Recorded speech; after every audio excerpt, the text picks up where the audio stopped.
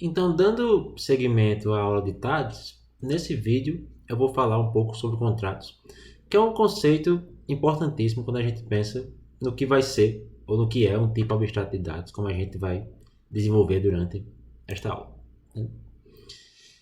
Vamos pensar por um tempo em um conjunto. E quando eu falo um conjunto aqui, eu estou falando um conjunto matemático, né?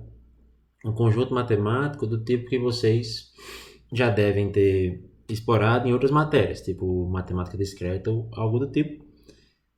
E quando a gente pensa num conjunto matemático, um conjunto matemático tem uma série de operações que o mesmo suporta, né?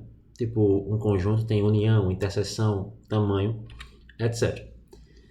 Cada operação dessa, embora exista num âmbito bem abstrato assim da matemática, mas cada operação dessa é um contrato, entendeu?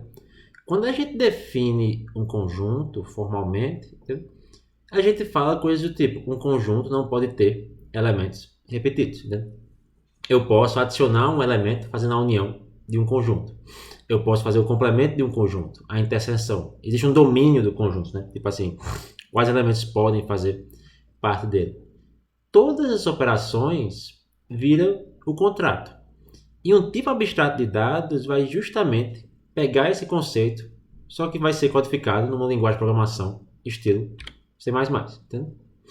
Então, um tipo abstrato de dados, formalizando um pouco mais, é um modelo matemático acompanhado das operações definidas sobre o modelo. Por exemplo, o conjunto de inteiros e as operações de adição, subtração e multiplicação. Isso pode ser um tipo abstrato de dados, né? E a implementação desse tipo na linguagem de programação é basicamente você pensar na memória, como você vai organizar para representar aquele tipo, e em quais operações você vai permitir que aquele tipo realize, né? Então, tipos abstratos de dados, se eu for simplificar um pouco, é um contrato mais a memória que dá suporte àquele contrato. Se você quiser ser um pouco mais formal até, você pode até ignorar a memória, apenas o contrato. Tipo assim, a união de dois conjuntos vai ter um certo resultado, né?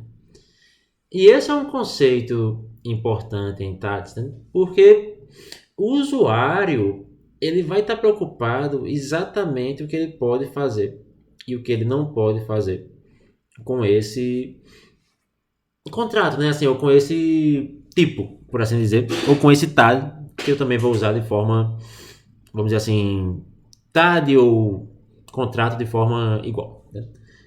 O usuário, ele sabe o que pode fazer com aquele tipo.